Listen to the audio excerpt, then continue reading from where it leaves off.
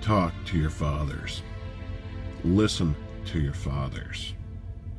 Take some free advice from a 49-year-old man with scars and regrets.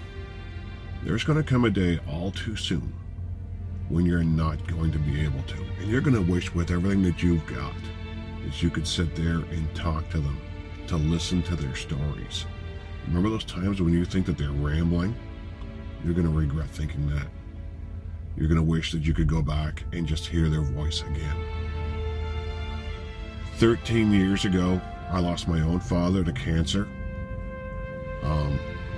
The background story, in brief, is my parents split up when I was very young. This predates internet and cell phones and all that stuff. He lived in Western Canada for a little bit, and then he moved to the Toronto area. We were living in Nova Scotia. So we did get to see him from time to time growing up, but back then travel was a lot more difficult than it is now. Long distance phone calls were exactly that. They were long distance and they were expensive. Getting parcels in the mail was rare. It's not like it is now where you get a parcel in the mail every day. It's not special anymore. Getting a card in the mail was special. Back then, getting anything. And it really was because of trucking when I got my license when I was 26 back in 01. And I began trucking through Ontario. That I got the opportunity to reestablish the relationship with my dad. And those 10 years are priceless to me. I have so many great memories with my dad.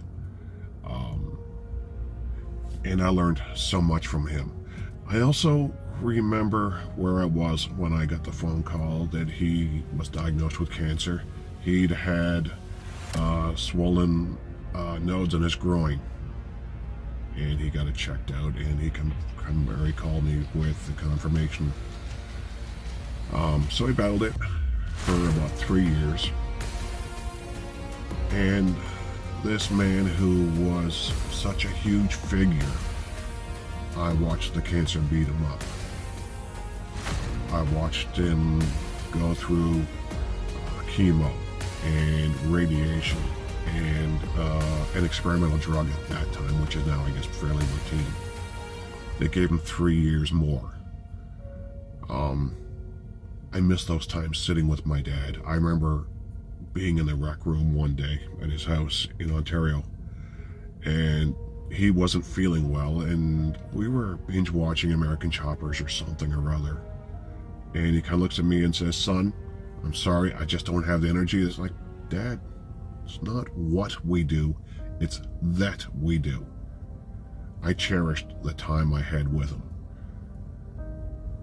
In hindsight, there's so much I wish I'd asked him. There's so many stories I wanted to hear that I should have talked to him about. A number of years ago, my maternal grandfather, who was like a surrogate father to me, he died. He was about 89 years old. He taught me how to play cribbage. He taught me how to play baseball and soccer. He taught me how to ride a bike. I never knew him. I never asked about who he was as a man. I just accepted that he was my grandfather, and not having the maturity to learn more about him as a man. I guess one thing I do remember is I would have been in my early 20s, and I had my first car, a Toyota Celica. And it's like, "Pop, let's go for a drive."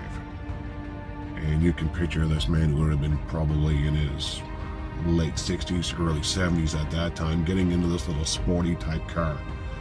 And we went out to where he was born, out to Clark's Harbour, Nova Scotia, and we drove around Barrington, and he pointed out the house that he was born in and the different places that where he grew up. And we went out to Shelburne, out to Sandy Point, to a house they lived at that I remember as a child. I would have been, 3, 4 years old. And I remember that house. We would pull into the driveway late at night, Again, I'm only 3 years old, 4 years old. And I remember those orange curtains in the kitchen window. And they had 2 dogs, Shasta, that was a Doberman, I believe, and Charcoal, which was some sort of poodle-looking thing. And I just have these memories of that house. Like, as a youngster, you're looking at those stairs going upstairs. It would have been a 2 or 3-story house. And they just seem so high up when you're 3 years old. I remember being out to their house on a foggy morning and getting up, and they had a well in the backyard. I just remember the shape of the well, the looks of the well. I remember the chickadees in the background. It takes me back. And I'm glad that I did that drive with my grandfather. But in subsequent years, life got in the way. Somewhat family issues, my own ego getting in the way. And I regret not having been with him and gotten to know him as a man. I don't even know if that even makes sense. And then just 2 weeks ago, my father-in-law, exactly 13 years from the day of my own dad, my father-in-law passed away of cancer. And I'm doing some reflecting. John treated me like his own son. Again, another larger-than-life figure, which I didn't really realize this until the funeral. That here was a man who had been a Blue Beret peacekeeper, who worked for the fire department, I believe, who had done all these things. He was military. And I'm looking at these pictures of him as a younger man. It's like, wow, he was a great-looking man. He was a big, strong-looking guy. And I remember being at the workshop with him after he was diagnosed. This would have been even a year or 2 years ago, maybe a year ago. And he was building an end table just out of some scrap wood. Anyway, I started with it, and then we come back the next day. They were getting supper ready. I went out and finished it up. And I brought it in, and it wasn't fancy, but I finished it up and I brought it in, and he was so happy with it. The look on his face, and he put it in his music room, and he put some pictures on it, and he was tickled pink with it. I will always have those memories. The one thing I'll say about my dad and my father-in-law is they were the men of a certain generation. They could be gruff, they could be abrasive. There's so much I wish I'd asked John. There's so much I wish I'd asked my grandfather, Pop, my own dad. I didn't get to know my paternal grandparents. Only ever met them a few times. But I have all these wonderful memories, but I'm also have these regrets that I wish I had taken the time to listen, to ask more questions, and not be so caught up in my own life, in my own day-to-day. Not to sit back and absorb everything that they had to offer. I just want to share with you that it's so important to take the time to get to know your fathers as the men that they were, as the men that they are. There's going to come a time when you can't.